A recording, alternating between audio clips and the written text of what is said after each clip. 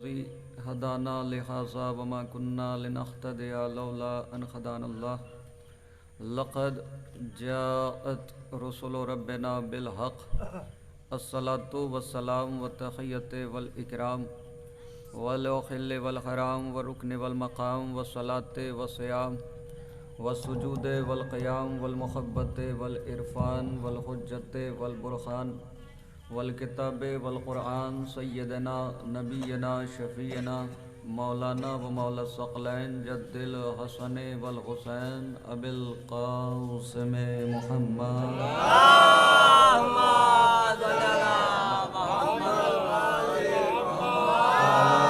اہل بیتہ الطیبین الطاہرین المعصومین المظلومین المنتخبین المنتجبین ولعنت اللہ علی اعدائہم وقتلتہم وغاصبی حقوقہم ومنکری فضائلہم ومصائبہم وشجاعتہم وسخاوتہم وولایتہم وعظمتہم وعدشہم اجمعین من الان الی یوم الدین اما بعد فقد قال اللہ تبارک و تعالی فی محکم الکتابہ المجید وفرقانہ الحمید قولہ الحق بالحق بسم اللہ الرحمن الرحیم الف لام میم ذالک الکتاب لا ریب فیہ ھدی للمتقین الذین یؤمنون بالغیب ویقیمون الصلاۃ ومما رزقناہم ینفقون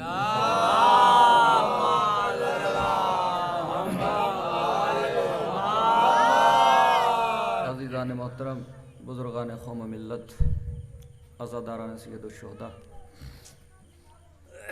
قبل از مجلس سب سے پہلے بارگاہ خدا بندی میں دعا گو ہیں کہ حاضرین مجلس کی تمام جائز حاجات کو پورا فرما، بحق محمد و آل محمد جتنے بھی مجلس میں شرکت کر رہے ہیں شہزادی انہیں کسی کا محتاج نہ بنائے، ہم میں جو بیمار ہیں بیمار کربلا کے صدقے میں انہیں شفاء کاملہ عطا فرما، ہم میں جو مقروض ہیں ان کے قرض کو خیر سے ادا فرما، بلند ترین صلوات آپ ارشاد فرمائیں اس میں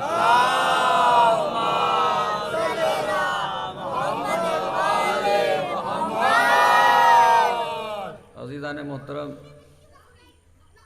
ذکر ہے اہل بیت اطہار کا اور کثرت اور قلت کا کوئی معاملہ ہی نہیں ہے مجلس حسین میں، کیونکہ مجلسیں اکثریت کا نام نہیں ہے، تعداد کا نام نہیں ہے، مجلسوں میں بس خلوص ہونا چاہیے، اور جن مجلسوں میں خلوص ہوتا ہے وہی مجلسیں بارگاہ شہزادی میں قبول کی جاتی ہیں۔ اور اکثر و بیشتر میں اپنی تقاریر میں کہتا ہوں کہ مجمع کی چاہت، بھیڑ کی چاہت نیتاؤں کی سبھاؤں کو ہوتی ہے، حسین کی مجلس کو نہیں۔ مجمع کی چاہت، بھیڑ کی چاہت نیتاؤں کی سبھاؤں کو ہوتی ہے، حسین کی مجلس کو نہیں ہوتی۔ مجلس اس وقت مجلس ہو جاتی ہے، مجلس اس وقت مجلس ہو جاتی ہے جب فرش عزا پر حسین کی ماں فاطمہ آ جاتی ہے، اور حسین انفرادی حیثیت رکھتے ہیں تاریخ میں۔ حسین نے کبھی اکثریت کو چاہا ہی نہیں، حسین کی تو فکر یہ تھی کہ مختصر ہوں مگر معتبر ہوں۔ حسین کو مجمع نہیں چاہیے، حسین کو بھیڑ نہیں چاہیے، حسین کو مجمع کی ضرورت نہیں ہے، حسین کو بھیڑ کی ضرورت نہیں ہے، بلکہ مجمع کو حسین کی ضرورت ہے۔ حسین اس بے نیاز بادشاہ کا نام ہے کہ اس نے خدا سے امتحان دیتے وقت نہیں کہا کہ بس، بلکہ اس خدا نے حسین سے کہا تھا بس۔ تو حسین کو مجمع کی ضرورت نہیں، حسین کو لوگوں کی ضرورت نہیں۔ اگر حسین کو لوگوں کی ضرورت ہوتی تو شب عاشور چراغ بجھا کے حسین کہہ دیتے کہ جسے آنا ہے آ جائے۔ اگر حسین کو بھیڑ کی ضرورت ہوتی تو چراغ بجھا کر یہ کہتے کہ جسے آنا ہے آ جائے، لیکن حسین نے شب عاشور کیا کیا؟ حسین نے چراغ بجھایا اور کہا جسے جانا ہے چلا جائے۔ اس کا مطلب یہ ہوا کہ حسین کو مجمع کی ضرورت ہے۔ حسین کو نہ کل ضرورت تھی، نہ آج ضرورت ہے، نہ قیامت تک ضرورت ہوگی، لیکن ہاں کل بھی مجمع کی ضرورت حسین تھا، آج بھی مجمع کی ضرورت حسین ہے، اور روز قیامت بھی مجمع کی ضرورت حسین ہوگا۔ اس لیے کہ محشر کا دار و مدار ہے ہی حسین کی مرضی پر، تو اس لیے حسین کو مجمع کی ضرورت نہیں ہے بلکہ مجمع کو حسین کی ضرورت ہے۔ اب سنیے، میں ذکر کر رہا تھا کہ الف لام میم ذالک الکتاب لا ریب فیہ، آپ مختصر ہیں لیکن تھوڑا معتبر بنیے اور اپنی آواز سے میری آواز کو ملائیے گا، سانسوں سے سانسیں اگر مل گئیں تو انشاءاللہ پیغام آپ کی بارگاہ تک پہنچ جائے گا۔ اور مجلس سامعین بناتے ہیں، ذاکر نہیں، مجلس پڑھواتے ہیں سامعین، ذاکر نہیں پڑھتا۔ اب سنیے، ارشاد رب العزت ہو رہا ہے الف لام میم ذالک الکتاب لا ریب فیہ، وہ وحدہ لا شریک کہہ رہا ہے کہ یہ وہ کتاب ہے جس میں شک کی کوئی گنجائش نہیں، ھدی للمتقین، اور یہ قرآن مجید ہدایت ہے متقین کے لیے۔ قرآن نے متقین کون ہیں، کیسے ہوتے ہیں، اس پر روشنی ڈالی کہ متقین وہ ہیں جو غیب پر ایمان رکھتے ہیں، متقین وہ ہیں جو نمازوں کو قائم کرتے ہیں، متقین وہ ہیں کہ جب خدا انہیں رزق عطا کرتا ہے تو اسے وہ راہ خدا میں خرچ کرتے ہیں۔ بس یہ تین کوالٹی بتائی ہیں قرآن نے متقی کی، ایک غیب پر ایمان رکھنے والا، دوسرا نماز کو قائم کرنے والا، تیسرا جب اللہ اسے رزق دیتا ہے تو وہ اسے راہ خدا میں خرچ کرتا ہے۔ تو میں نے متقی کی کل ڈیفینیشن بتائی تھی کہ سخاوت بھی متقی کی ایک صفت ہے۔ میں نے کہا تھا کہ مولا نے فرمایا ہمارا چاہنے والا کنجوس نہیں ہوگا، سخی ہوگا، اور معصوم نے فرمایا تھا کہ پروردگار عالم اپنا رشتہ سخی سے کبھی توڑتا نہیں اور کنجوس سے کبھی رکھتا نہیں۔ کل میں ذکر کر رہا تھا کہ اگر خدا تمہیں رزق زیادہ عطا کرے تب بھی شکر پروردگار ادا کیا کرو، اور اگر تمہارے رزق میں فراوانی نہ ہو تب بھی شکر پروردگار کیا کرو۔ امیر وہ نہیں ہوتا جس کے پاس مال و دولت زیادہ ہو، بلکہ امیر وہ ہوتا ہے جو قناعت پذیر ہو کہ جتنا خدا نے دیا ہے اس پر اکتفا کر لے، اس پر شکر کا ایک صلوات پڑھیں بر محمد۔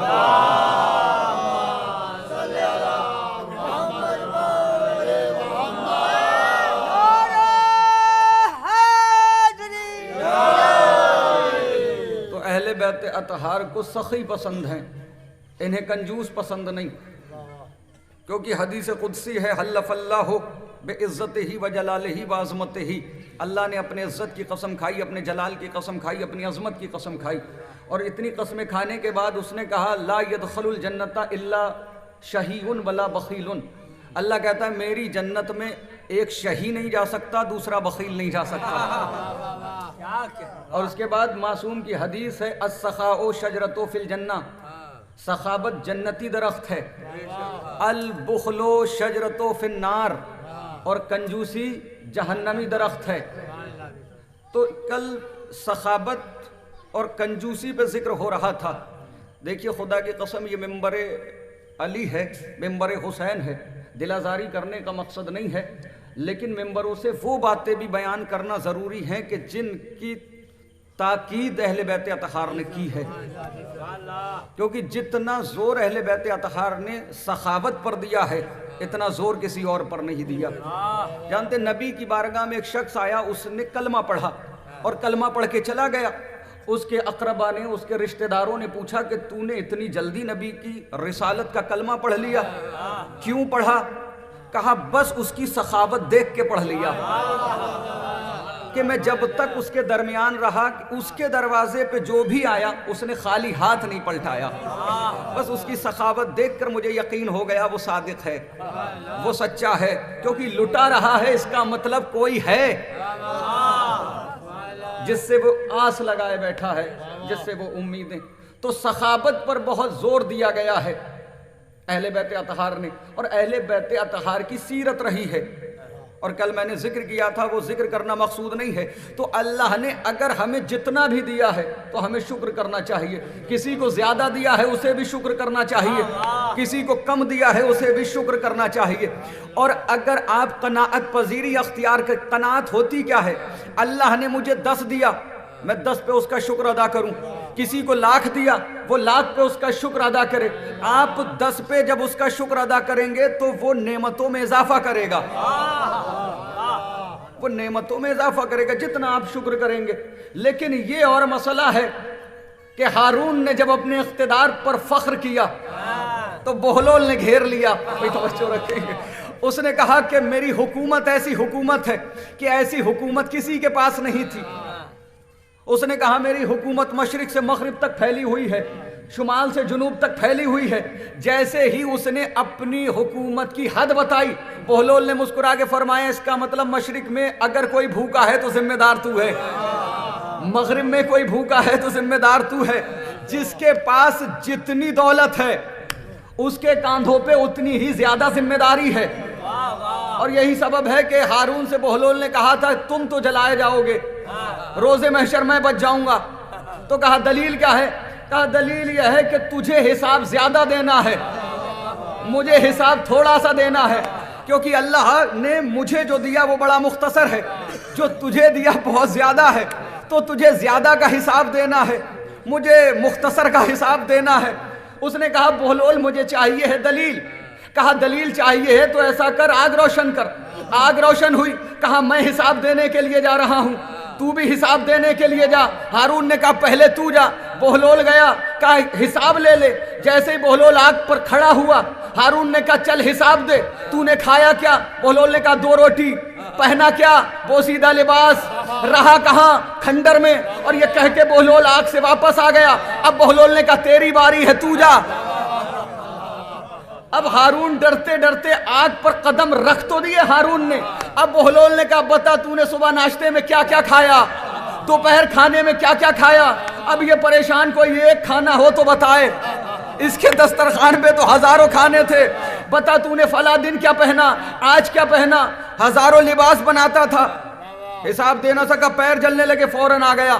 بہلول نے مسکرا کے فرمایا بھئی اللہ جب مجھ سے سوال کرے گا جلدی سے بتا دوں گا, اور پل صراط پہ جب تجھ سے سوال ہوگا تو سوال بہت زیادہ ہوگا. ایک صلوات پڑھیں بر محمد و آلہ.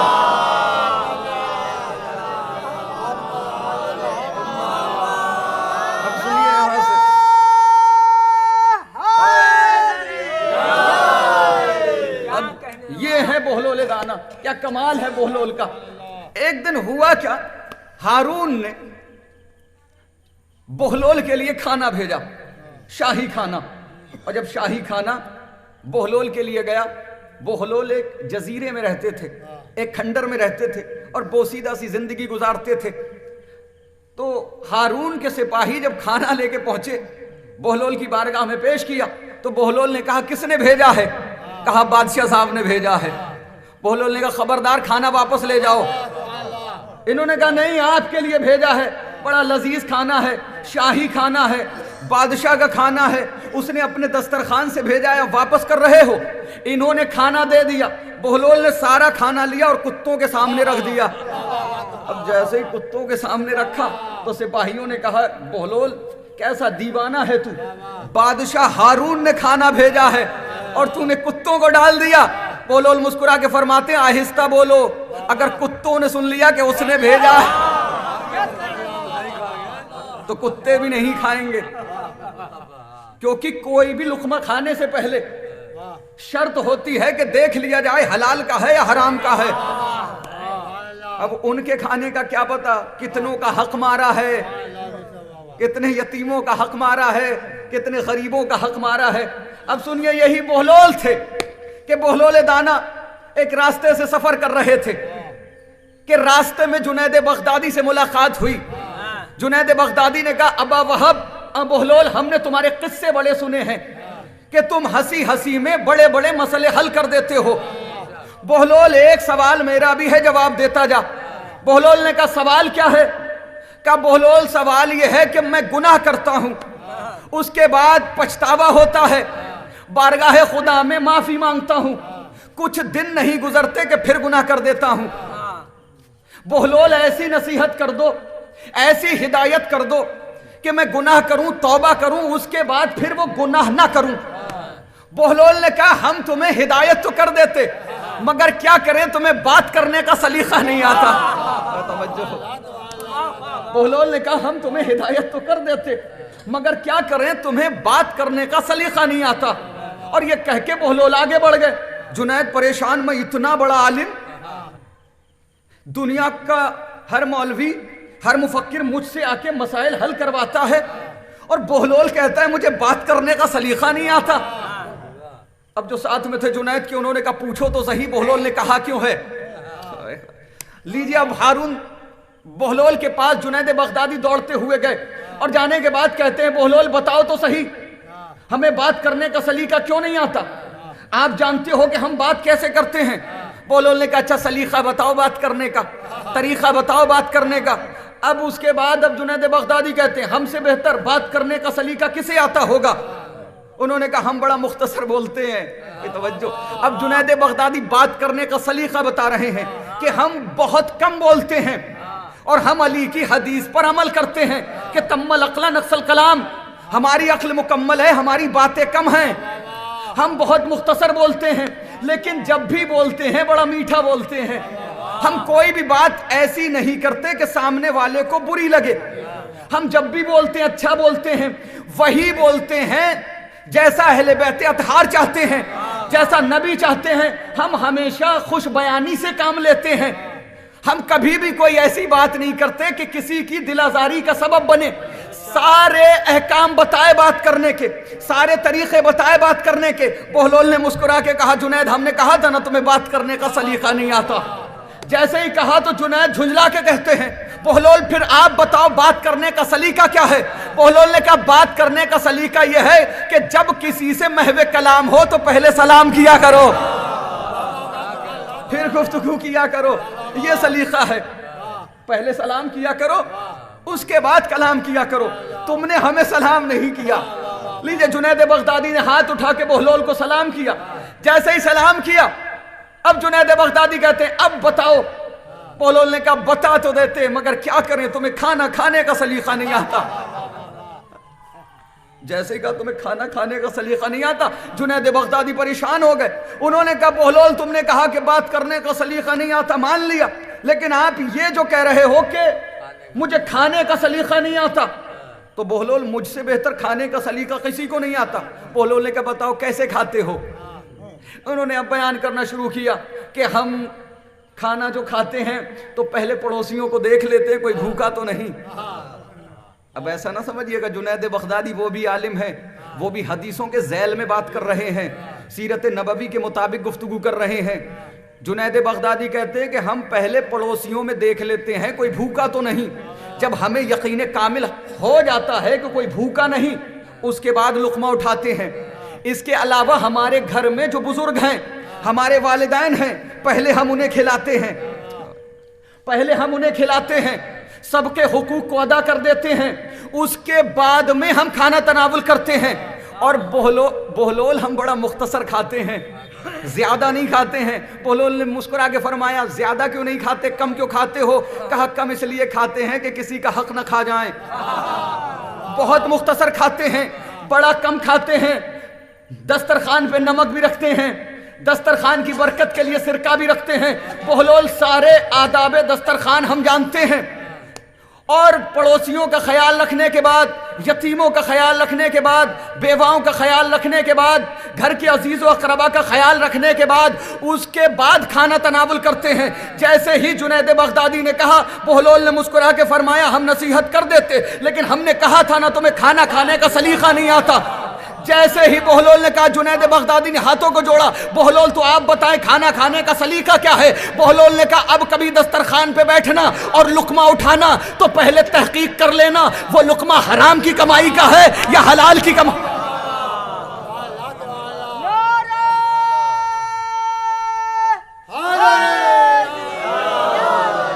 हलाल की कमाई का है या हराम की कमाई का है। जुनैद अगर हलाल की कमाई का है तो तुम्हारी मर्जी, जितना चाहो खाओ, لیکن اگر حرام کی کمائی کا ہے تو ایک لقمہ بھی حرام ہے۔ لیجئے جنید بغدادی نے کہا بہلول سمجھ میں آ گیا، اب نصیحت کرو۔ بہلول نے کہا نہیں کر سکتے، تمہیں سونے کا سلیقہ نہیں آتا۔ خدا کی قسم کیا کمال ہے بہلول میں۔ بہلول جانتے ہیں، بہلول سب کو متحیر کرتے تھے۔ یہ بہلول دانا سب کو متحیر کرتے تھے، لیکن ایک دن نوے امام سے ملاقات ہو گئی۔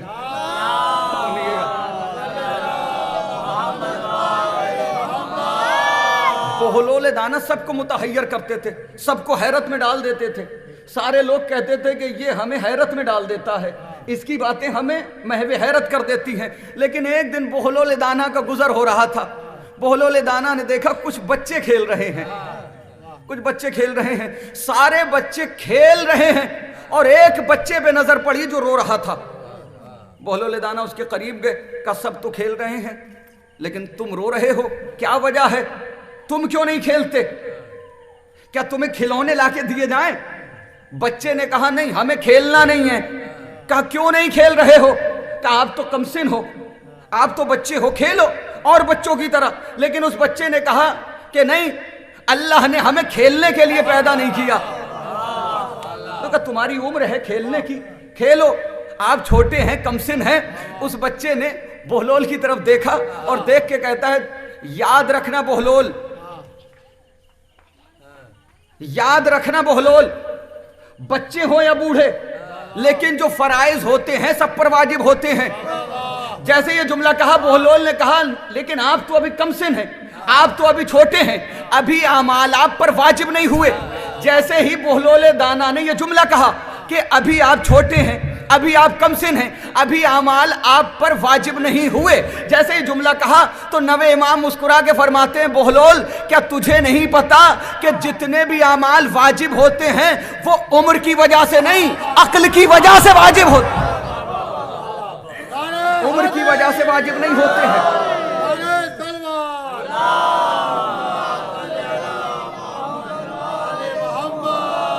عمر کی وجہ سے واجب نہیں ہوتے، عقل کی وجہ سے واجب ہوتے ہیں۔ جیسے یہ فقرہ کہا اس کے بعد نوے امام کہتے لیکن پھر بہلول نے ضد کی کہ آپ بھی کھیلیں، آپ کیوں آخرت کے بارے میں ابھی کم سے نہیں اتنا سوچ رہے ہیں؟ امام نے کیا خوبصورت جواب دیا، بہلول تجھے نہیں پتا جب ہماری ماں تنور روشن کرتی ہے تو میں وہ منظر دیکھتا ہوں، جب آگ لگانا ہوتی ہے تو پہلے چھوٹی لکڑیوں کو جلاتی ہے پھر بڑی لکڑیاں جلتی ہیں۔ میں نہیں، وہ چھوٹی لکڑی نہیں بننا چاہتا کہ پہلے مجھے جلایا جائے۔ لیجئے وہ بہلول جو سب کو متحیر کرتے تھے، بچے کی گفتگو سن کے خود متحیر ہو گئے۔ بہلول کہتے ہیں آپ کون ہیں؟ کہا میں امام رضا کا فرزند ہوں۔ بہلول فوراً قدموں پہ گر گئے۔ بہلول فوراً قدموں پہ گر گئے۔ اتنے میں ایک صاحب عقل سامنے سے گزرا، اس نے بہلول کو دیکھا، کیا بنی؟ بہلول نے کہا ساری دنیا مجھ سے پریشان ہے، ساری دنیا مجھ سے حیرت زدہ ہے، لیکن میں اس بچے سے حیرت زدہ ہوں۔ اس صاحب عقل نے کہا اور تو قیامت تک حیرت زدہ رہے گا، اس لیے کہ تو صاحب عقل ہے، یہ خالق عقل ہے۔ بہلول تو صاحب عقل ہے، یہ خالق عقل ہے۔ تو یہ ہے بہلول دانا۔ جنید بغدادی نے کہا اچھا ٹھیک ہے، آپ نے کہا کہ بات کرنے سے پہلے سلام کیا کرو، آج سے یہ طریقہ بھی بنا لیں گے کہ پہلے سلام کریں گے پھر کلام کریں گے۔ آپ نے کہا کہ لقمہ کھانے سے پہلے تحقیق کر لو حلال کی کمائی کا ہے یا حرام کی کمائی کا ہے، چلیے آج کے بعد سے ہم یہ بھی دیکھ لیں گے۔ لیکن بہلول نے کہا کر دیتے ہدایت، مگر تمہیں سونے کا سلیقہ نہیں آتا۔ اب پھر وہی سونے کے آداب بیان کرنا شروع کیے کہ میں مختصر سوتا ہوں، بہت زیادہ نہیں سوتا، میں بہت مختصر سوتا ہوں، بہت زیادہ نہیں سوتا۔ سارے جو بھی سونے کے احکامات تھے سب بیان کر دیے۔ بہلول نے پھر کہا کر تو دیتا لیکن سونے کا سلیقہ نہیں آتا۔ جنید بغدادی نے کہا آپ بتائیں سونے کا سلیقہ کیا ہے؟ بہلول نے کہا آج کے بعد سے جب آپ اپنے بستر استراحت پر سونے کے لیے جائیں تو آپ اپنی عقل کی عدالت میں اپنے ضمیر کو پیش کریں اور پورے دن کے کام کو اپنی نظروں کے سامنے لائیں کہ آپ نے کتنے اچھے کام کیے، کتنے برے کام کیے۔ اگر آپ نے اچھے کام زیادہ کیے اور آپ کی عقل کی عدالت نے کہا کہ آج کا دن اچھا گزرا تو تمہیں سونے کا حق ہے، لیکن اگر تمہاری عقل تمہیں قصوروار ٹھہرا دے تو پھر تمہیں سونے کا حق نہیں ہے۔ اب جیسے یہ فقرہ کہا جنید بغدادی نے کہا ٹھیک ہے بہلول، آج کے بعد سے جب بھی سونے کے لیے جاؤں گا تو سونے سے پہلے اپنے ضمیر کی عدالت میں، اپنی عقل کی عدالت میں پورے دن کے کاموں کو رکھوں گا کہ میں نے کتنے اچھے کام کیے، کتنے برے کام کیے۔ بہلول اب نصیحت کرو، بہلول اب نصیحت کرو۔ معاملہ یہ تھا کہ جنید بغدادی بلندی پہ تھے، بہلول نیچے تھے۔ جیسے ہی جنید بغدادی نے یہ فقرہ کہا کہ بہلول اب نصیحت کرو، بہلول مسکرا کے فرماتے ہیں کر تو دیتا، مگر میں بتاؤں گا تو جانے گا، میں سکھاؤں گا تو سیکھے گا، میں پڑھاؤں گا تو پڑھے گا، تو جہاں پر تو بیٹھا ہے پہلے مجھے وہاں آنے دے، جہاں پہ میں ہوں پہلے تو یہاں آ۔ لیجئے جنید بغدادی بلندی سے اترے، وہاں پہ آ کے بیٹھ گئے جہاں پہ بہلول بیٹھا تھا، اور بہلول اس بلندی پہ چلے گئے جہاں جنید بغدادی بیٹھے تھے۔ بن کے آئے تھے علامہ، بہلول نے بنا دیا شاگرد۔ کیا کمال ہے خدا کی قسم، اور یہ کمال بھی عجیب و غریب ہے۔ اچھا یہ بہلول نے کہاں سے سیکھا ہے؟ یہ بہلول نے کہاں سے سیکھا ہے؟ بہلول نے یہ سیکھا ہے امام حسن سے، امام حسن سے، اور امام سید سجاد سے۔ کیسے سیکھا ہے؟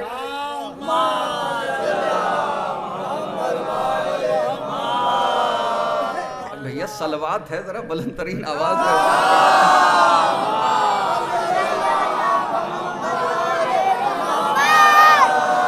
میں نے کل ذکر کیا تھا کہ کنجوس ہوتے ہیں، لیکن جو سب سے بڑا کنجوس جو صلوات میں کنجوسی کرے۔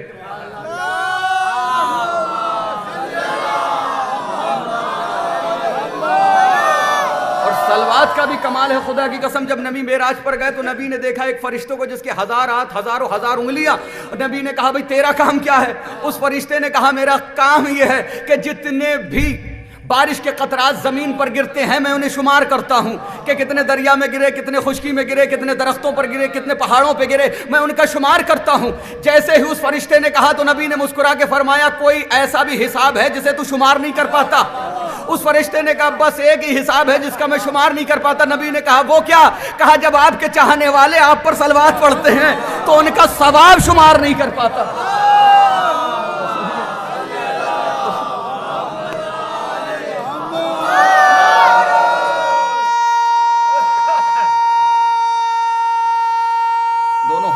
دینا مولا سلامت رکھے۔ کیا کمال ہے، دیکھیے دو لفظ ہیں، ایک جملہ ہے صلوات کا اور دوسرا جملہ ہے سبحان اللہ۔ صلوات کا بھی ثواب ہے اور سبحان اللہ کا بھی ثواب ہے۔ معصوم فرماتے ہیں کہ جب کسی کی زبان سے لفظ سبحان اللہ نکلتا ہے تو پروردگار جنت میں ایک درخت اس کے لیے خلق کرتا ہے۔ یہ معصوم کا فرمان ہے، لفظ سبحان اللہ کسی کی زبان سے نکلتا ہے تو اللہ جنت میں اس کے لیے ایک درخت پیدا کرتا ہے۔ اور لفظ صلوات لیکن معصوم نے شرط لگائی ہے، لیکن وہ زبان جب سبحان اللہ کہتی ہے اس کے لیے درخت بنتا ہے کہ جو کسی کی غیبت نہیں کرتا، جو کسی کی برائی نہیں کرتا، اس کے لیے معصوم نے شرط بیان کی ہے۔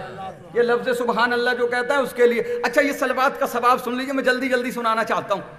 ہوا کیا، ایک دن مدینے کے بازار میں مچھلی فروش نے مچھلی بیچی اور خریدنے والے نے مچھلی خریدی، اور مچھلی خرید کر وہ گھر پہ لے کے آیا۔ اس نے اپنی زوجہ کو مچھلی دی، اور مچھلی دینے کے بعد زوجہ سے کہتا ہے میں جاتا ہوں کسی کام سے، تو جلدی جلدی مچھلی بنا دے، میں لوٹ کے آؤں گا تو مچھلی تناول کروں گا۔ ایک صلوات پڑھیں بر محمد وآلہ۔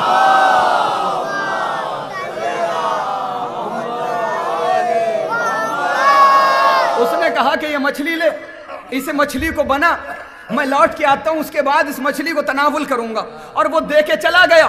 اب زوجہ نے مچھلی کو کاٹا اور کاٹنے کے بعد اسے ظرف میں رکھا، تنور کو روشن کیا، ظرف تنور پہ رکھا، کچھ دیر تک آگ جلائی، اور جلانے کے بعد جب اس نے ظرف کا ڈھکن کھولا تو دیکھا کہ جیسے مچھلی رکھی تھی ویسے ہی مچھلی رکھی ہوئی ہے، آگ نے مچھلی پہ اثر نہیں کیا.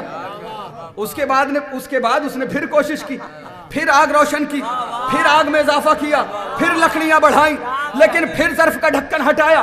مچھلی جیسی رکھی تھی ویسی رکھی ہوئی ہے. پریشان ہو گئی کہ آخر وجہ کیا ہے کہ یہ آگ مچھلی پہ اثر کیوں نہیں کر رہی.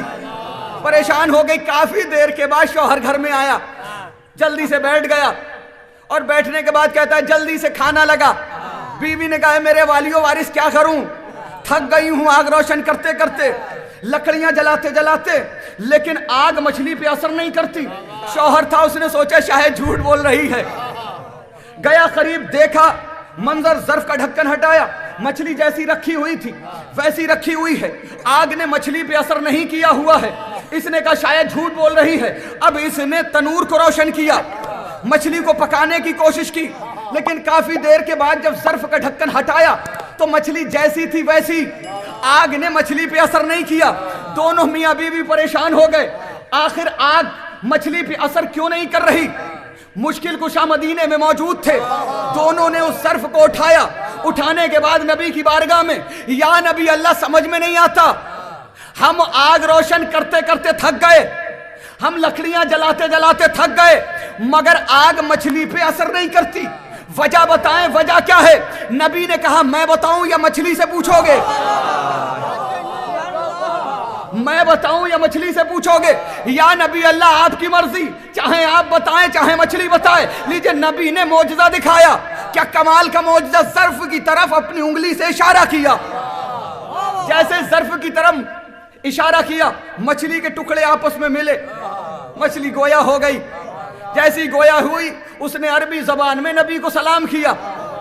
نبی نے جواب سلام دیا. اب نبی نے سوال کیا کہ مچھلی یہ بتا, تجھ پہ یہ آتش دنیا, تجھ پہ یہ دنیا کی آگ اثر کیوں نہیں کرتی؟ مچھلی نے کہا یا نبی اللہ, جس دریا میں میرا مسکن تھا, جس دریا میں میرا ٹھکانہ تھا, اس دریا کے کنارے آپ کے چاہنے والے بیٹھے ہوئے تھے, ذکر علی کا ہو رہا تھا, ذکر علی کا ہو رہا تھا. آپ کے چاہنے والوں نے آپ پر اور آپ کی آل پر صلوات پڑھی. ان کے ساتھ ساتھ میں نے بھی صلوات بھیج دی. جیسے ہی میں نے صلوات پڑھی, آواز کردگار آئی, مچھلی آج سے ہم نے تجھ پہ آتش دنیا کو حرام کر دیا. مچھلی آج سے ہم نے تجھ پہ آتش دنیا کو حرام کر دیا. اب دنیا ہمیں جہنم کا ڈر نہ بتائے, اس لیے کہ مچھلی نے ایک بار صلوات پڑھی, آتش دنیا حرام ہو گئی. ہم تو اپنی مجلسوں میں ہزاروں بار صلوات.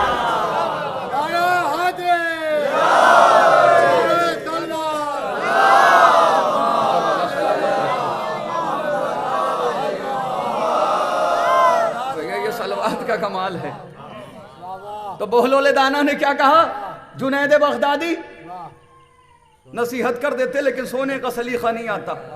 بتایا کہ سونا کیسے ہے. جنید بغدادی نے کہا بہلول بتاؤ. بہلول نے کہا پہلے جہاں پہ تو ہے وہاں مجھے آنے دے, جہاں پہ میں ہوں وہاں تو آ, میں استاد تو شاگرد بن. لیجئے, دو زانو ہو کے جنید بغدادی بیٹھ گئے. بہلول دانا سیرت حسن پہ عمل کرتے ہوئے بلندی پہ پہنچ گئے. یہی منظر تو ہوا تھا مسجد نبوی میں. امام حسن اور امام حسین نماز پڑھ رہے تھے. ایک بزرگ ریش مبارک کو سہلاتے ہوئے آئے اور نبی کا ممبر خالی دیکھا, بیٹھ گئے. جیسے ہی ممبر پہ بیٹھے, حسن نے حسین کی طرف دیکھا, حسین نے حسن کی طرف دیکھا. اشاروں میں امامت نے کچھ باتیں کی. امام حسن نے فوراً کہا اترو نانا کے ممبر سے, اترو نانا کے ممبر سے. امام حسن نے یہ کہا کہ اترو نانا کے ممبر سے, اور اترنے والے نے بھی بڑے آہستہ سے کہا ہاں واقعاً یہ آپ کے نانا کا ممبر ہے, یہ آپ کے نانا کے ممبر ہے. یہ کہہ کے وہ اتر گیا. امام حسن وہاں جا کے بیٹھ گئے اور امام حسن نے بیٹھ کے بتایا آج سے یاد رکھنا تمہارا مقام وہ ہے, ہمارا مقام یہ ہے.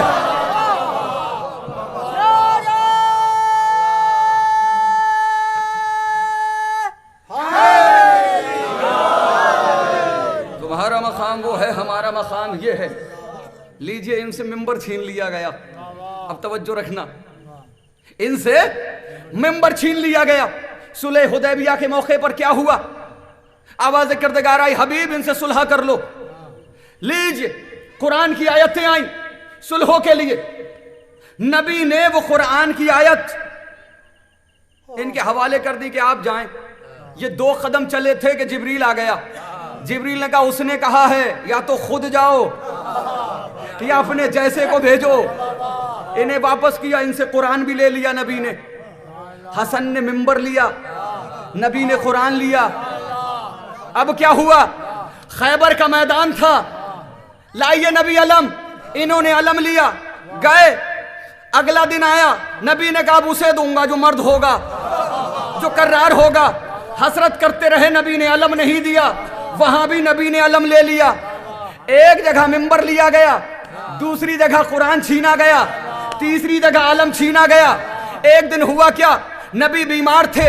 ये साहब जल्दी से मस्जिद नबवी में गए और जाने के बाद इन्होंने कहा मौका अच्छा है, नबी बीमार हैं, आज मेहराब में जाऊंगा, नबी की मसनद पे खड़े होके नमाज पढ़ाऊंगा पूरे मदीने को।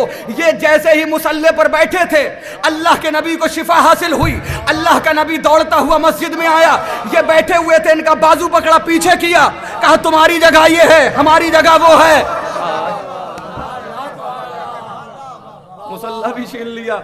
क्या कमाल है खुदा की कसम। अलम भी इनसे छीन लिया, कुरान भी इनसे छीन लिया, मिंबर भी इनसे छीन लिया, मुसल्ला भी इनसे छीन लिया। एक सलवात पढ़े बर मोहम्मद वाले।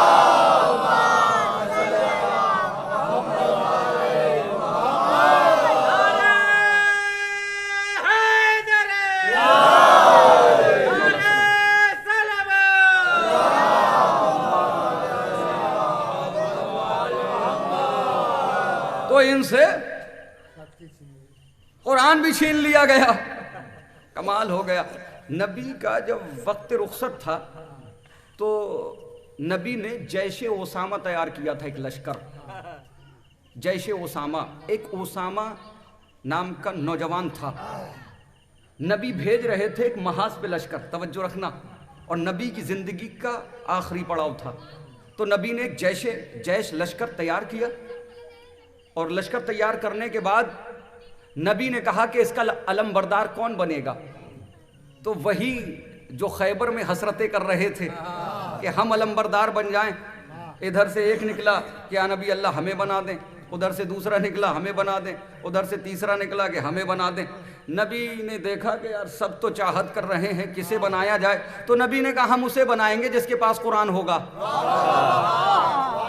हम उसे बनाएंगे जिसके साथ कुरान होगा, जिसके पास कुरान होगा। क्या तुम्हारे पास कुरान है? क्या तुम्हारे पास कुरान है? पूछा गया तो पता ये चला कि बड़े बड़ों को छोटी छोटे सूरे याद नहीं थे, बड़े बड़ों को छोटे छोटे सूरे याद नहीं थे। इतने में ओसामा नौजवान आगे बढ़ा, उसने कहा या नबी अल्लाह मैं कुरान के साथ हूँ, कुरान मेरे साथ है। नबी ने कहा कुरान तेरे पास कैसे है, तेरे साथ कैसे है? उसने कहा या नबी अल्लाह मुझे सूरह बकरा याद है। उसने कहा या नबी अल्लाह मुझे सूरह बकरा याद है। लीजिए नौजवान को सूरह बकरा याद था, इन्हें छोटे छोटे सूरे भी याद नहीं थे। दुनिया हमसे कहती तुम में हाफिज नहीं होते। अच्छा हाफिज नहीं होते, दुनिया कहती है तुम्हारे यहाँ हाफिज नहीं होते, बड़े शर्म की बात है। तुम्हारे बड़े बड़े सहाबियों का हाफिज ना होना बड़े शर्म की बात है। भाई अगर ये शर्म की बात है तो वो भी बड़े शर्म की बात है कि नबी के पहलू में। तो वहां नबी ने अलमबरदार भी नहीं बनाया, वहां भी नहीं बनाया। लीजिए तो हुआ क्या, इमाम हसन ने कहा पहले नीचे आओ, वो हमारी जगह है, ये तुम्हारी जगह है। और ऐसा ही मंजर जनाब ईसा के साथ आया। जनाब मरियम ने एक दिन जनाब ईसा की उंगली पकड़ी और पकड़ने के बाद एक आलिम की बारगाह में गई और जाने के बाद कहती हैं हम चाहते हैं कि आप हमारे बच्चे को पढ़ाएं, हमारे बच्चे को सिखाएं। लीजिए जैसे ही जनाब ईसा को बच्चों के हुजूम में, बच्चों के मजमे में छोड़ के जनाब मरियम चली गई। अब आलिम बुलंदी पे बैठा हुआ था, उसने कहा बच्चों से पढ़ो अबजद। जैसे ही कहा कि पढ़ो अबजद, जनाब ईसा ने कहा मा हुआ अबजद, क्या तू जानता है कि अबजद कहते किसे हैं? उसने कहा कि पढ़ो अबजद। जैसे उसने ये फिक्रा कहा तो जनाब ईसा छोटे से 3-4 साल का सिन। तो जनाब ईसा ने कहा तू जानता है कि अबजद किसे कहते हैं? उस आलिम ने कहा नहीं मैं नहीं जानता, तुम जानते हो किसे कहते हैं? जैसे ही आलिम ने कहा क्या तुम जानते हो? तो जनाब ईसा ने कहा बेशक मैं जानता हूं। उसने कहा जब जानते हो तो बताओ। ईसा ने कहा ऐसे नहीं बताऊंगा, जहां पे तू बैठा है पहले मुझे वहां आने दे, जहां पे मैं हूं वहां तू आ। तो ये दस्तूर रहा है भैया, सिखाने वालों की जगह और है, सीखने वालों की जगह और है, उम्मतियों की जगह और है, अहले बैत अतहार की जगह और है। तो बहलोल ने क्या कहा कि नसीहत तो कर देते मगर सोने का सलीका नहीं आता। अब जुनैद बगदादी ने सलीका कहा जगह बदलो, जगह बदली गई, जानू अदब तह की है जुनैद बगदादी ने। उसके बाद अब बहलोल कहते हैं सुनो, अब अगर कोई गुनाह करो और उसके बाद तौबा करो और तौबा करने के बाद फिर इयादा करने की कोशिश करो तो जितने चाहो उतने गुनाह करना, मेरी तरफ से भी इजाजत, अहले बैत अतहार की तरफ से भी इजाजत, खुदा की तरफ से भी इजाजत, लेकिन मेरी शर्त है। तवज्जो, जुनैद बगदादी जितने चाहो गुनाह करना, एक नहीं, जितने चाहो उतने करना, जितनी मासियत उसकी चाहते हो उतनी करना, मगर शर्त है। का शर्त क्या है? कहा गुनाह ऐसी जमीन में जाके करना कि जिसे खुदा ने ना बिछाया हो। का जमीन से निकल के, उसकी जमीन से निकल के जितने चाहो उतने गुनाह करना, तुम्हारी मर्जी, वो हिसाब नहीं लेगा। जैसे ही बहलोल ने ये कहा जुनैद बगदादी तड़प के कहते ऐसा कैसे मुमकिन है कि हम उसकी जमीन से निकल के चले जाएं? भाई उसी की जमीन है। कहा तो फिर ऐसा करो, जितने चाहो उतने गुनाह करना, न रोजे महशर तुम्हारा हिसाब होगा, न तुम्हें कोई टोकेगा, न तुम्हें कोई रोकेगा, लेकिन शर्त है उसका रिस्क खाना बंद कर दो। आप उसका रिस्क खाना बंद कर दें, उसके बाद आपकी मर्जी, जितने चाहे गुनाह करें। जैसे ये फिक्रा कहा तो फौरन जुनैद बगदादी ये कैसे मुमकिन है, अगर हम उसका रिस्क ना खाएंगे तो खाएंगे क्या? अच्छा, बहलोल दाना मुस्कुरा के फरमाते अच्छा उसकी जमीन पे रहते हो, उसका रिस्क खाते हो और उसी की मासियत करोगे। जुनैद ने कहा और इस्लाह करें। बहलोल दाना ने कहा तुम्हारी मर्जी, जितने चाहो गुनाह करना, लेकिन शर्त है। का शर्त क्या है? का शर्त यह है कि ऐसी जगह जाके गुनाह करना जहां कोई देखने वाला ना हो। तवज्जो फरमाए, जहां कोई देखने वाला ना हो।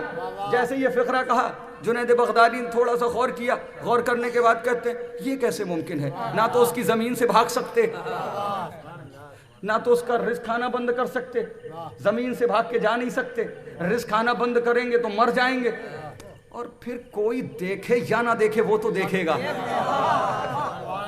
अगर गुनाह करेंगे कोई देखे या ना देखे, लेकिन वो तो देखता होगा।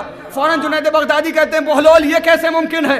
कहीं भी चले जाएं लेकिन उसकी नजरों से नहीं बच सकते, वो तो हर जगह देखता है। बहलोल ने कहा फिर जुनैद बगदादी ये कहाँ का इंसाफ है? जिसका खाओ उसी की सरजमीन में रहो और उसी की आंखों के सामने मासियत करो। फिर ये कहाँ का इंसाफ है कि जिस बादशाह की जमीन पे रहो उसी का खाओ और उसी के सामने उसकी मासियत करो। अच्छा, जुनैद बगदादी ने कहा और इस्लाह करें। बहलोल मुस्कुरा के फरमाते हैं जाओ तुम जितने चाहो जुनैद गुनाह करना, कोई रोकने वाला नहीं, कोई टोकने वाला नहीं, और रोजे महशर तुम्हारा हिसाब नहीं होगा। ये बहलोल कहता है। का तरीका ये है कि आप पहले मुझे अपनी पकड़ बताएं, अपना अख्तियार बताएं। क्या आपके पास इतना अख्तियार है कि जब मलकुल मौत आपके पास आए तो आप उससे कहें कि वापस जा, हम अभी मरना नहीं चाहते, कुछ दिनों के बाद मरेंगे? जुनैद ने कहा यह कैसे मुमकिन है? अगर उसने वक्त लिख दिया है तो फिर दुनिया की कोई ताकत नहीं बचा सकती, इसलिए कि जब वक्त मुअय्यन हो गया तो भाई सुलेमान जैसा नबी भी नहीं बचा, मूसा जैसा नबी भी नहीं बचा। जब वक्त मुअय्यन हो गया तो कैसे मुमकिन है कि जब मौत का वक्त होगा तो फरिश्ता मुझे छोड़ के चला जाए? फिर बहलोल दाना कहते हैं फिर कैसे अहमक हो जुनैद बगदादी, کیسے پاگل ہو جنید بغدادی، تم مجھے دیوانہ کہتے ہو، تم دیوانے ہو، تم مجھے پاگل کہتے ہو، تم پاگل ہو، تم مجھے احمق کہتے ہو، تم احمق ہو۔ تم ذرا بتاؤ مجھے، تم نے گناہ کیا اور اس گناہ کے نتیجے میں اللہ نے تمہارے تمام اعمال فوت کر دیے، اور ادھر تمہارے اچھے کام فوت ہوئے، ادھر موت کا فرشتہ آ گیا، اور تمہارے پاس معافی مانگنے کا بھی وقت نہیں، تو پھر بتاؤ تمہارا ٹھکانہ کہاں ہوگا؟ کا جہنم ہوگا۔ پھر فوراً جنید بغدادی نے توبہ کی، اور توبہ کر کے کہتے ہیں بہلول دانہ، تو دیوانہ نہیں ہے، تو دانا ہے۔ پاگل میں ہوں، تو نہیں، احمق میں ہوں، تو نہیں، تو نے میری آنکھیں کھول دی۔ آج کے بعد سے میں اس کی معصیت نہیں کروں گا، اور کروں گا تو یہ خیال رکھوں گا کہ وہ دیکھ بھی رہا ہے، میں اس کی زمین میں چل بھی رہا ہوں، میں اس کا کھا بھی رہا ہوں۔ یہ ہے بہلول دانہ۔ کیا کمال ہے خدا کی قسم بہلول دانہ کا۔ ہوا کیا، ایک دن بہلول دانہ دربار میں کھڑے ہوئے تھے کہ اتنے میں ہارون نے کہا، بہلول یہ بتاؤ کہ تم حج کیسے کرتے ہو؟ بہلول نے کہا اچھا پاگل سمجھا ہے، ہارون جیسے تو کرتا ہے ویسے میں کرتا ہوں۔ کہا صفا مروہ کے درمیان دوڑ کیسے لگاتے ہو؟ کہا جیسے تو لگاتا ہے ویسے میں لگاتا ہوں۔ تھک گیا پوچھ پوچھ کے، لیکن بہلول نے اپنا عقیدہ چھپا لیا۔ بہلول نے کہا یہ سزا دے گا۔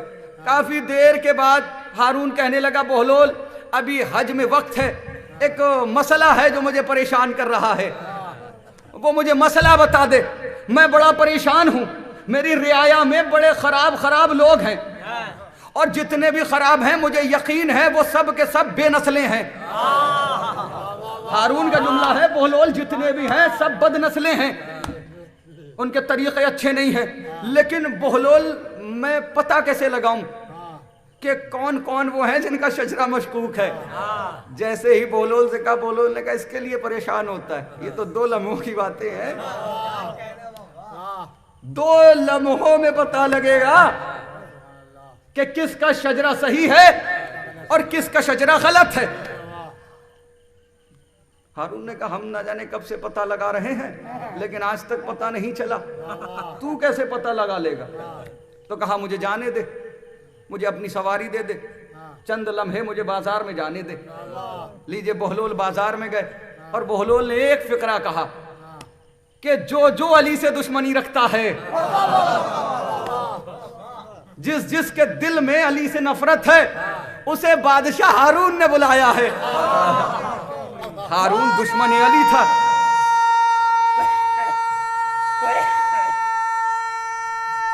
ماشاءاللہ مولا سلامت رکھے۔ بہلول نے اعلان کر دیا کہ جو علی سے دشمنی رکھتا ہے اسے ہارون نے دربار میں بلایا ہے۔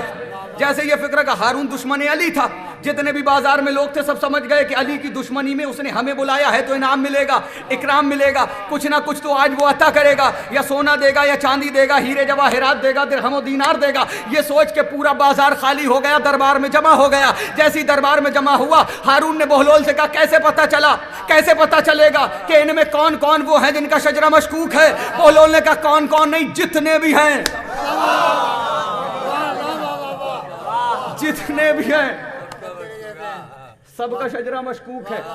تو اس نے کہا بہلول دلیل کیسے ان کا سب کا شجرہ مشکوک ہے؟ کہا اس لیے کہ میں نے بازار میں جا کے کہا تھا جو علی سے عداوت رکھتا ہے اسے دربار میں ہارون نے بلایا ہے، تو یہ سب کے سب آئے اور سب کے دلوں میں علی سے دشمنی ہے، اور نبی نے کہا ہے کہ یا علی تجھ سے محبت نہیں کرے گا مگر حلال زادہ، اور دشمنی نہیں رکھے گا مگر وہ جس کا شجرہ مشکوک ہوگا۔ تو یہ جتنے بھی آئے ہیں سب کے شجرے مشکوک ہیں۔ اور کیا کمال ہے، ایک اہل سنت کے عالم ہے جن کا نام ہے سائم چشتی۔ اب یہ آخری بات، سائم چشتی نام ہے، کیا کمال تھا ان کا۔ انہوں نے جناب عقیل کی سیرت پہ عمل کیا، اور جناب عقیل کی طرح شجروں پہ تحقیق کرنا شروع کی۔ جیسے جناب عقیل کو یہ مہارت حاصل تھی، چہرہ دیکھ کے بتا دیا کرتے تھے یہ کس کا بیٹا ہے۔ تھوڑا سے توجہ دے دیں. جناب عقیل چہرہ دیکھ کے بتاتے تھے یہ کس کا بیٹا ہے, اس لیے لوگ جناب عقیل سے چہرہ چھپا کے گزرتے تھے. تو جناب عقیل جانتے تھے کس کا بیٹا ہے, اس لیے لوگ چہرہ چھپا چھپا کے جناب عقیل سے. تو سائم چشتی نے جناب عقیل کی سیرت پر عمل کیا. انہوں نے شجروں کی تحقیق کرنا شروع کی. شجروں کی تحقیق کرتے رہے کرتے کرتے اس نتیجے پہ پہنچے کہ وہ شیعہ ہو گئے. آپ توجہ فرمائیں, سائم چشتی شیعہ ہو گئے, اور جیسے ہی شیعہ ہوئے تو انہوں نے سب سے پہلی کتاب لکھی, اور اس کتاب کا نام لکھا ایمان ابو طالب.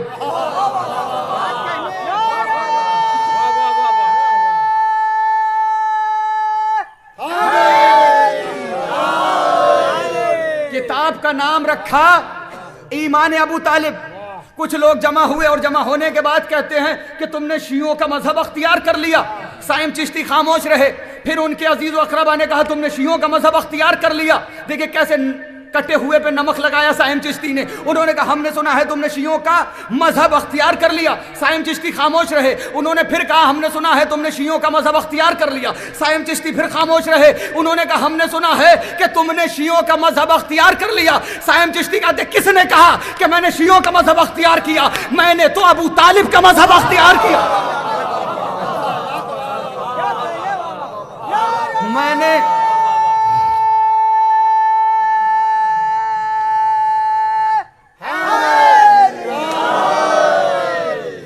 میں نے شیعوں کا مذہب اختیار نہیں کیا.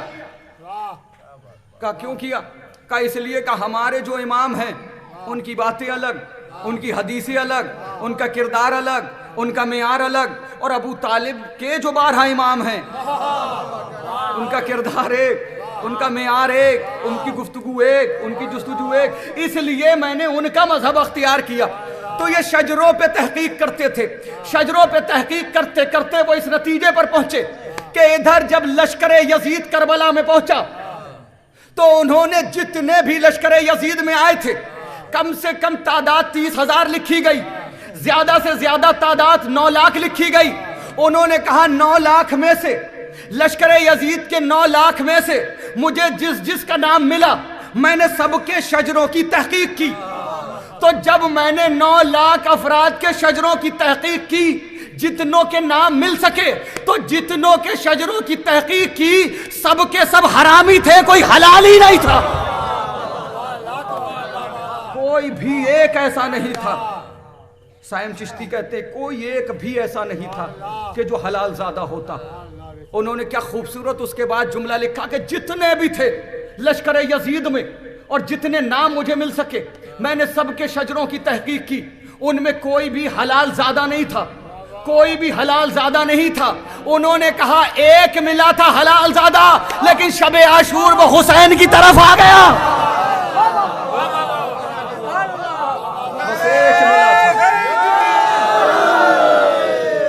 بس ایک تھا حر. انہوں نے اپنی کتاب میں یہ لکھا ہوا ہے کہ ایک اکیلا ملا تھا حر جو حلال زادہ تھا, اور وہی شب عاشور حسین کی طرف چلا آیا تھا. دنیا علی کو نہ بھوکے, علی کے فضائل میں شک نہ کرے, علی کی طرف تعصب کی نظریں نہ ڈالے, اس لیے کہ جو بھی علی کو تعصب کی نظروں سے دیکھے گا تو علی کا کچھ نہیں بگاڑے گا, اپنا شجرہ کھول دے گا. کمال ہے, شجرے کھلتے ہیں. دربار شام کے دربار میں جب سفیر روم نے یزید سے کہا کہ وائے ہو تجھ پر, تو نے کتنا غلط کام کر دیا, تو جانتے یزید نے اپنا دامن بچانے کے لیے قتل امام حسین سے کہا تھا کہ یہ میں نے نہیں کیا, یہ اللہ نے میری قسمت میں لکھا تھا. اس نے بچنے کی خاطر کہا تھا کہ یہ میں نے نہیں کیا, یہ اللہ نے کیا, اس نے میری قسمت میں لکھا تھا, اور جو کرواتا ہے اللہ کرواتا ہے. آج بھی لوگوں کے یہاں یہ عقیدہ پایا جاتا ہے کہ لوگ کہتے نہیں ہیں کہ پتا بھی اس کی مرضی کے خلاف ہل نہیں سکتا. جو کرواتا ہے اللہ کرواتا ہے۔ بہلول نے اس کا بھی جواب دیا تھا کبھی۔ ابو حنیفہ نے کیا کہا تھا کہ امام جعفر کی یہ بات سمجھ میں نہیں آتی، وہ کہتے ہیں جو کرتا ہے بندہ کرتا ہے۔ تو وہ ڈھیلا مار کے بہلول دانا نے بتایا تھا۔ جب ابو حنیفہ نے کہا کہ تو نے مارا، تو بہلول نے کہا تھا کہ تو ابھی کہہ رہا تھا اپنے شاگردوں سے کہ امام کی بات سمجھ میں نہیں آتی، جو کرواتا ہے اللہ کرواتا ہے، تو یہ ڈھیلا میں نے نہیں مارا بلکہ اللہ نے مروایا۔ بس توجہ سے یہ بات سن لینا، بڑی کام کی بات ہے۔ تو یزید نے کہا کہ میری قسمت میں لکھا تھا کہ میں قتل کروں گا، حسین قتل ہوں گے، میں خیمے جلاؤں گا، ان کے خیمے جلیں گے، میں لوٹوں گا، یہ لوٹیں گے۔ تو یہ میری قسمت میں اس نے لکھ دیا تھا۔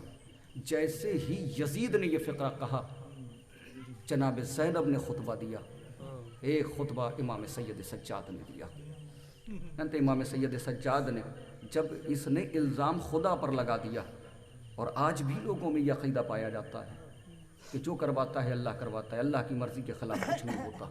یزید نے بھی قتل امام حسین سے اپنا دامن بچانا چاہا، تو امام سید سجاد نے خطبہ دیا تھا، اور خطبے کے دوران کہا تھا یزید یہ قسمت نہیں ہے، تیرا اپنا ذاتی فعل ہے، تو اپنے آپ کو بچا سکتا تھا میرے بابا کے خون سے، لیکن تو نے خود کو بچایا نہیں۔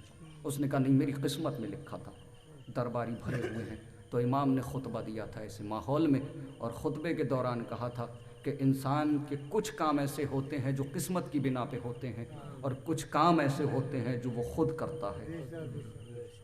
امام نے کہا تھا، کبھی ہمارے جد نے کہا تھا، دیکھیے جو کام انسان کے اختیار میں ہو وہ اس کا اپنا کام ہوتا ہے، اور جو اختیار میں نہ ہو پھر وہ کام ہو جائے وہ قسمت ہوتی ہے، خدا کی مرضی ہوتی ہے۔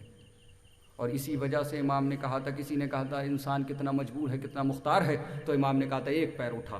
اس نے ایک پیر اٹھایا، امام نے کہا کہ اتنا اختیار رکھتا ہے انسان۔ امام نے کہا دونوں پیر اٹھا لے، اس نے کہا یہ ممکن نہیں ہے۔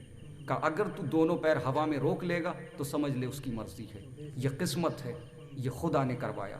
یہ ایک پیر اٹھانا تیرے اختیار میں تھا، تو جو کام انسان کے اختیار میں ہوتا ہے وہ اس کا ہوتا ہے۔ آپ اٹھیں کسی کو قتل کر دیں، یہ آپ کے اختیار میں ہے، آپ چاہیں تو اپنے آپ کو روک سکتے ہیں۔ یزید نے بچنے کی کوشش کی تھی۔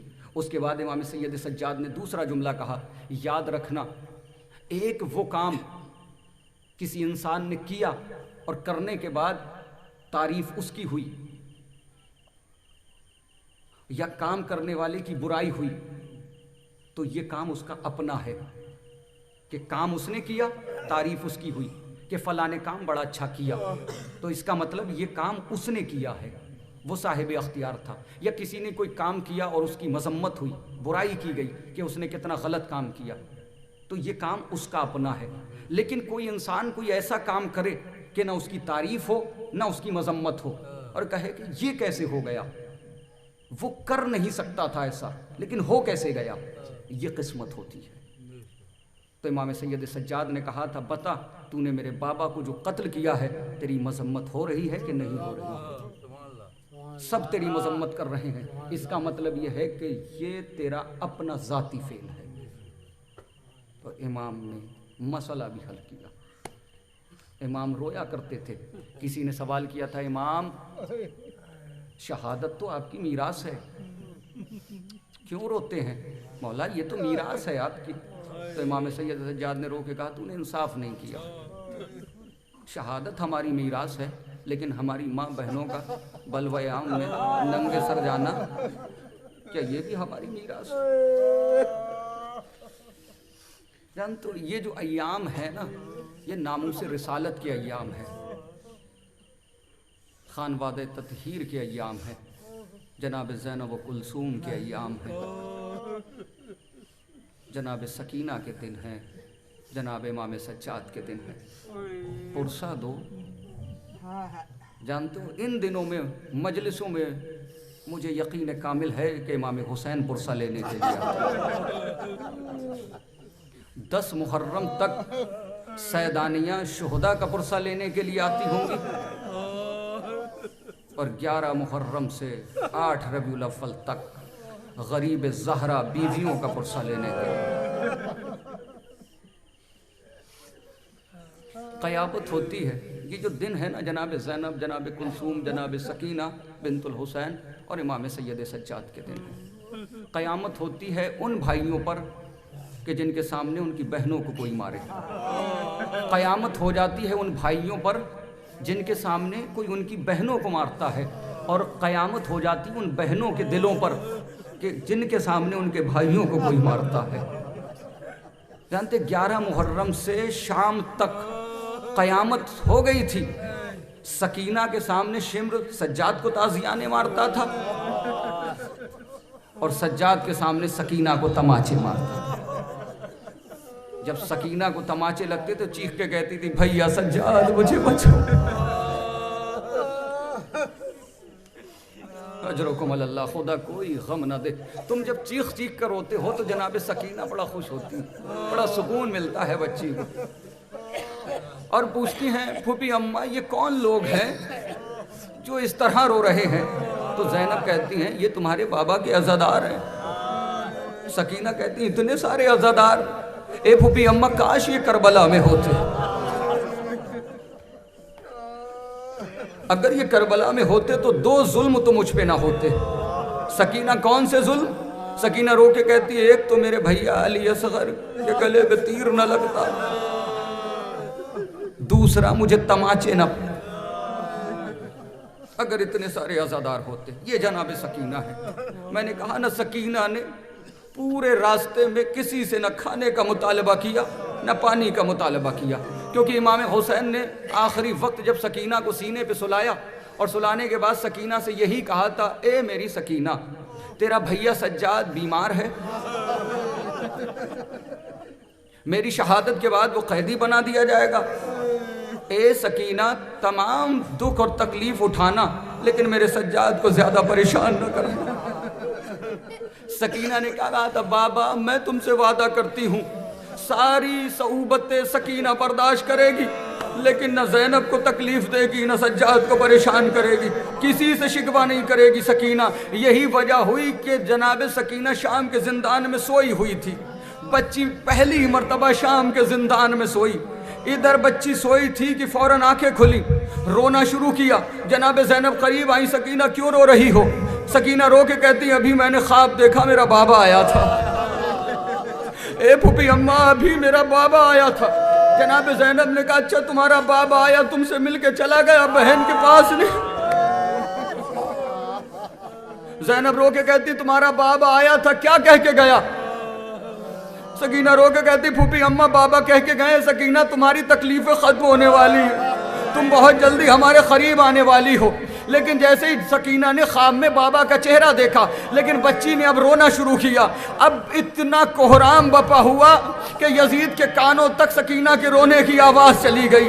یزید نے کہا کون رو رہا ہے؟ کہا وہ بچی رو رہی ہے جو حسین کے سینے پہ سونے کی عادی ہے۔ کہا کیوں رو رہی ہے؟ کہا اس نے خواب میں اپنے بابا کو دیکھا ہے، اس نے خواب میں اپنے بابا کو دیکھا ہے۔ اس ظالم ملعون نے درباری سے کہا ایسا کرو حسین کا سر جا کے بچی کو دے دو۔ مقاتل لکھتے ہیں جیسے یزید نے کہا کہ اس کے باپ کا سر جا کے سکینہ کو دے دو، اس درباری ظالم نے امام حسین کی زلفوں میں ہاتھ ڈالا، سر امام حسین کو لے کے چلا۔ جیسے زندان کے قریب آیا امام سید سجاد کی نظر پڑی، امام سید سجاد تڑپ کے زمین پہ گرے، اے ظالم ارے یہ لخت جگر فاطمہ ہے، یہ فاطمہ کا نور نظر ہے، تو اس بے حرمتی کے ساتھ میرے بابا کا سر کو لے کے آ رہا۔ امام سید سجاد بڑھے، اپنے بابا کے سر کو لیا، لیکن اس ظالم نے سر دینے سے انکار کر دیا، کہا اسے دیں گے جو بچی اپنے بابا کو یاد کر کے رو رہی ہے۔ لیجئے وہ ظالم سر لے کے آیا، بچی نے دوڑ کے اپنے بابا کا سر لے لیا، حسرت بھری نگاہوں سے حسین کے چہرے کو دیکھنے لگی، حسرت بھری نگاہوں سے حسین کے چہروں کے دیکھتی رہی۔ دیکھتے دیکھتے جناب سکینہ زندان کی خاک پر لیٹ گئی۔ سجاد نے ایک پتھر سکینہ کے سر کے نیچے رکھا، ادھر سکینہ پتھر پہ سر رکھ کے لیٹی اور لیٹ کے آہستہ سے کہتی بابا ارے مدینے کی بچیاں اپنی خوابگاہوں میں تکیوں پہ سر رکھ کے سوتی ہیں، سکینہ زندان کی مٹی پہ سو۔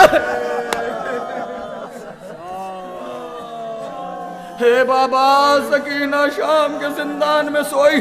لیجئے جناب سکینہ لیٹی. جناب سکینہ نے حسین کے سر کو اپنے سینے پہ رکھا اور بچی نے حسرت و یاد سے ایک جملہ کہا, بابا اپنا اپنا مقدر ہے, کل میں تمہارے سینے پہ سوتی تھی, آج تم میرے سینے.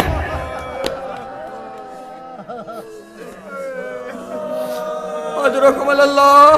مجلس کی زینت ماں اور بہنیں ہوتی ہیں, گریے میں کوئی کمی نہ کرنا. پوچھا دینا ہے امام حسین کا سر جناب سکینہ کے سینے پہ رکھا ہوا تھا, غریب کی آنکھیں بند تھی, امام مظلوم کے سر کی آنکھیں بند تھی. جناب سکینہ نے بیان کرنا شروع کیے. جب حسین کی ریش مبارک میں خون دیکھا تو جناب سکینہ نے کہا, بابا مجھے یہ بتاؤ کہ آپ کے ریش مبارک پر خون سے خضاب کس نے, اے بابا مجھے یہ بتاؤ کہ آپ کے ریش مبارک پر خون سے خضاب کس نے کیا. اے میرے بابا مجھے یہ بتاؤ اس کمسنی میں مجھے یتیم کس نے بنا. اے میرے مظلوم بابا ذرا آنکھیں کھولو, اے میرے غریب بابا آنکھیں کھولو, مجھے بتاؤ کہ ریش مبارک پر خون سے خضاب کس نے کیا, اس کمسنی میں مجھے یتیم کس نے بنایا. اے میرے بابا آنکھیں کھولو, اور بابا آنکھیں کھول کے ذرا دیکھو تو صحیح, جو عید کے موقع پہ تم نے گوشوارے پہنائے تھے. لیکن غریب نے آنکھیں نہ کھولی. سکینہ نے پھر بیان کیا, بابا اے میرے مظلوم بابا آنکھیں کھولو, اور آنکھیں کھول کے اپنی سکینہ کو دیکھو. ہو سکتا ہے بابا آپ اپنی سکینہ کو پہچان نہ سکیں, اس لیے کہ سکینہ کے رخسار کا رنگ بدل گیا. ارے سکینہ کربلا سے شام تک شمر کے تماچے کھاتی آئی. اے بابا آنکھیں کھولو, اپنی یتیمہ کا حال دیکھو. بابا جو آپ نے عید کے دن گوشوارے پہنائے تھے, شمر ملعون کھینچ کے لے گیا. اے بابا میرے کانوں کی لبیں پھٹ گئی, اے بابا میرے کانوں سے خون ابھی بھی بہ رہا ہے. اے بابا شمر ملعون مجھے تماچے مارتا ہے, لیکن غریب نے آنکھیں نہ کھولی.